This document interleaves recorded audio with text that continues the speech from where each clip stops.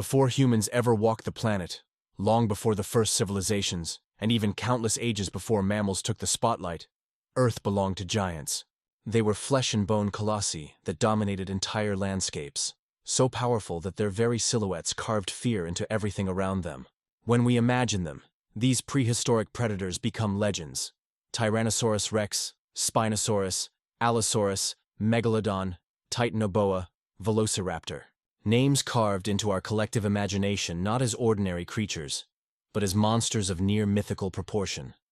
We portray them as perfect. The Tyrannosaurus rex, a towering juggernaut with bone-crushing jaws and a roar that echoes through documentaries, is remembered as the tyrant lizard king.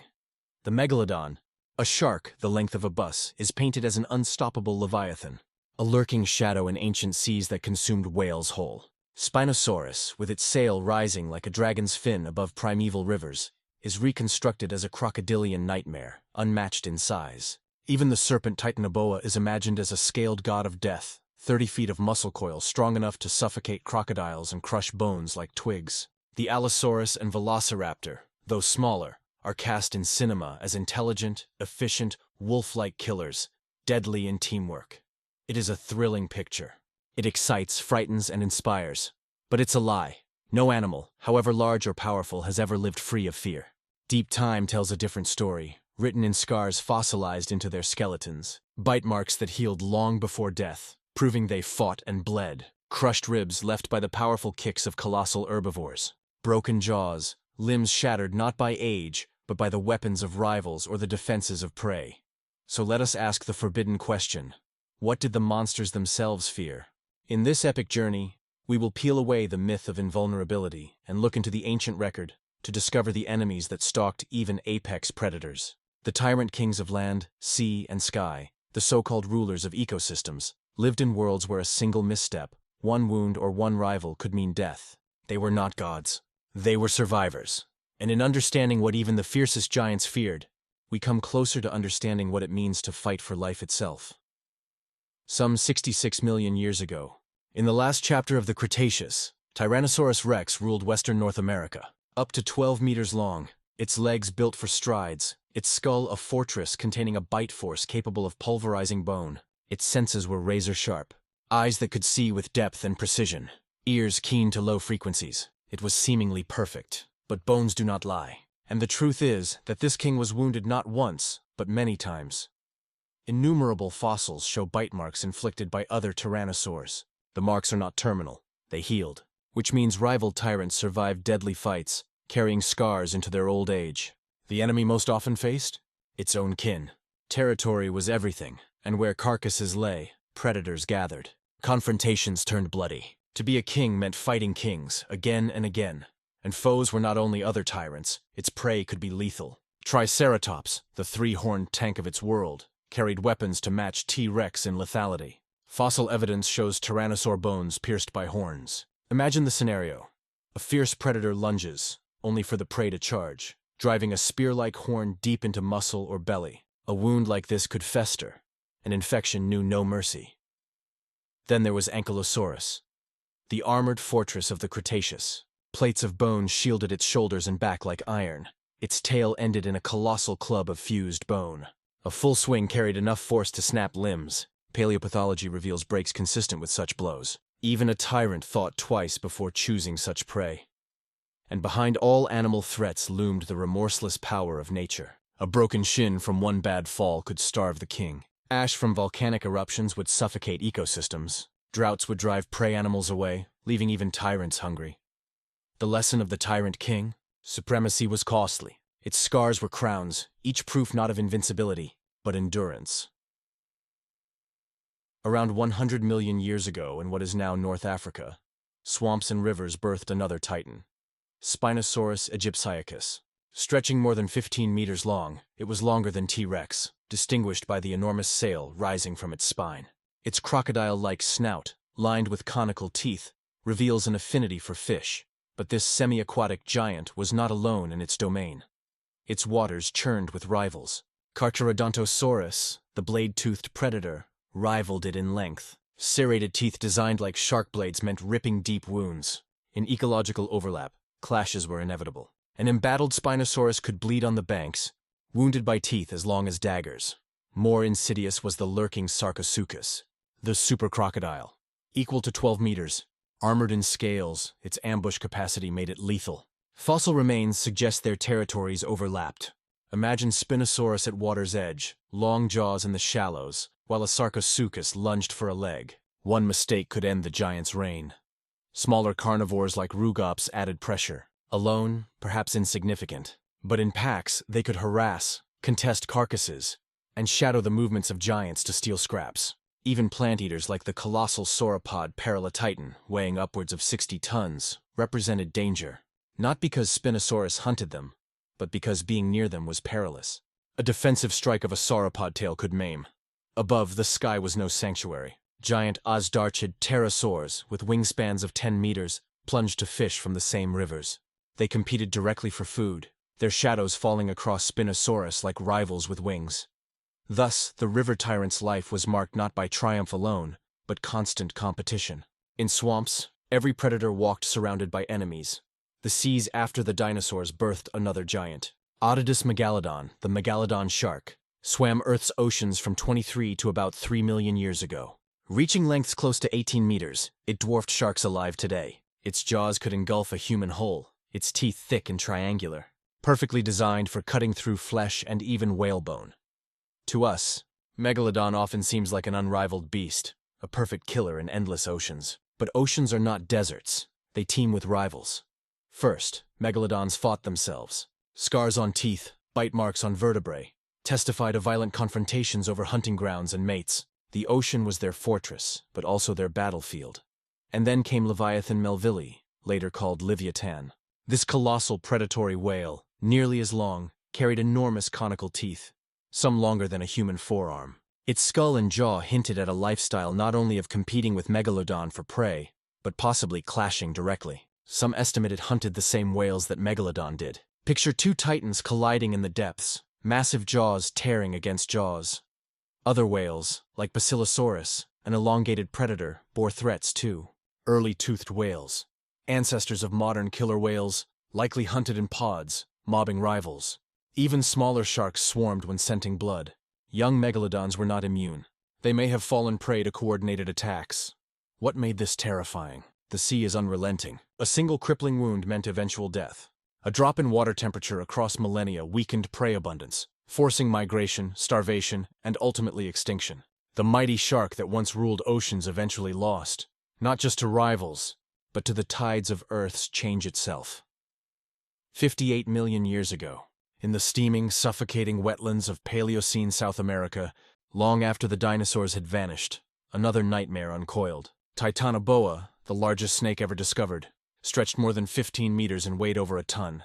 Thicker than a man's chest, its coils could crush bones, its weight alone capable of suffocating large prey. To crocodiles and giant fish, it was death incarnate slithering through muddy waters. But even here, the serpent found fear. Other Titanoboas were its most frequent threat. Rivals crossed in dark waters, each too large, each unwilling to yield ground. Fossils of snakes show crushed vertebrae, hints of coil-on-coil violence. Imagine two titans entangled, each seeking to strangle the other into silence. Not every match ended with survival. The rivers also harbored giant crocodiles, some nearly 12 meters long. Perfectly built ambushers, they could lunge from beneath the surface, jaws snapping with terrifying force. Crocodiles competed directly for the same prey, and Titanoboa, slithering too close, risked a sudden ambush.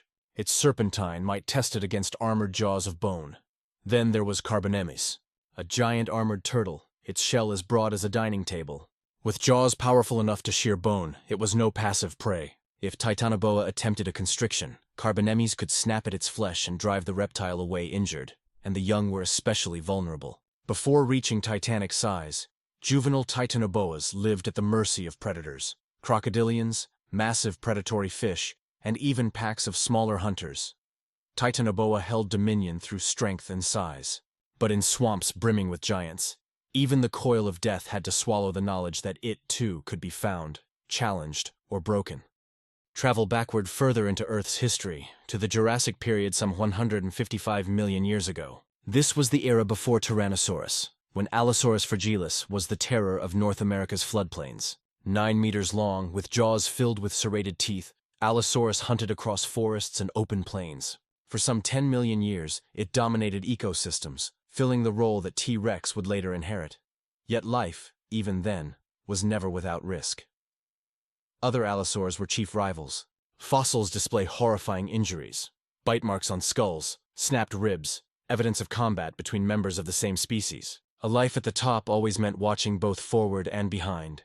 Then there were the massive sauropods.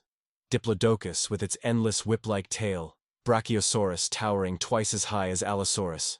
Young sauropods may have fallen prey to coordinated Allosaurus packs, but adults were different. Fossils prove that tails struck with incredible force could crush bone. Imagine standing beside a 20-ton dinosaur that could swing its body like a whip. One lash could maim or kill. Stegosaurus was a more common adversary, smaller but armored. Along its tail rose the Thagomizer, 4 lethal spikes sometimes reaching over a meter long. Paleontology has gifted us one vivid fossil, a perfectly placed wound in an Allosaurus pelvis caused by a Stegosaurus spike. It proves beyond argument. The hunter who misjudged a plated giant's swing did not escape alive. Competition was fierce too. Torvosaurus, larger than Allosaurus, prowled at the same time. Ceratosaurus, with a horned snout and powerful bite, hunted similar prey. Where territories overlapped, blood was spilled, and beyond animals, nature remained unconquered. Volcanic eruptions that suffocated herds, wildfires that turned hunting grounds into infernos, droughts that stripped rivers bare. Allosaurus may have reigned, but its reign was written in violence and risk. Even kings carried scars in the age of giants. Then we arrive at a predator made famous less for size than for cunning. Velociraptor mongoliensis, a small but deadly hunter of late Cretaceous Asia. Barely 2 meters long, jaws lined with small sharp teeth, and sickle claws curving like razors.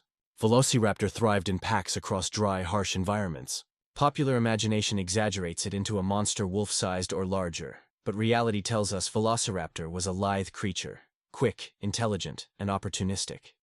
But small size meant vulnerability. Velociraptors had much to fear. They often fought violently among themselves.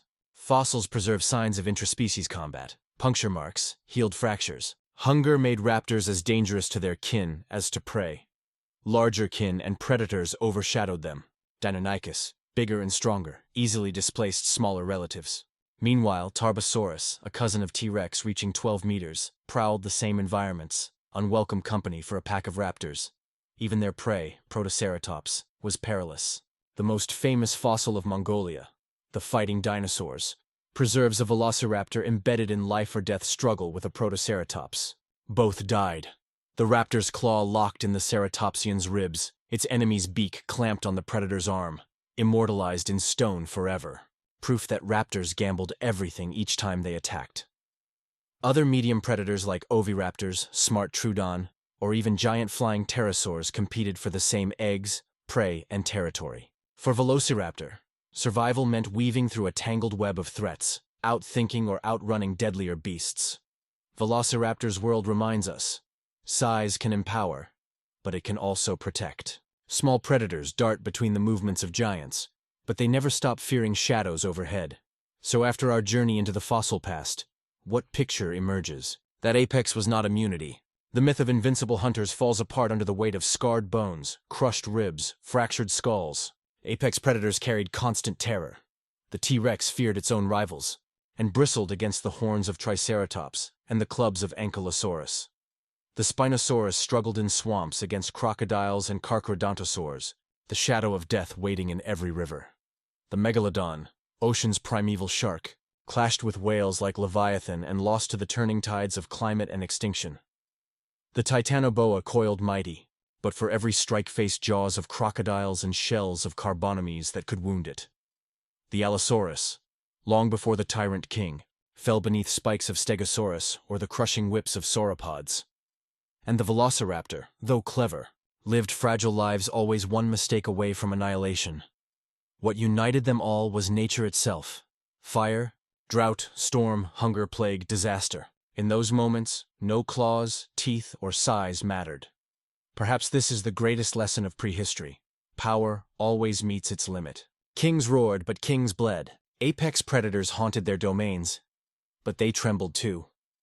When we look into deep time, into the eyes of tyrants turned to fossils, we are reminded of a truth we too often forget today. Invulnerability is an illusion.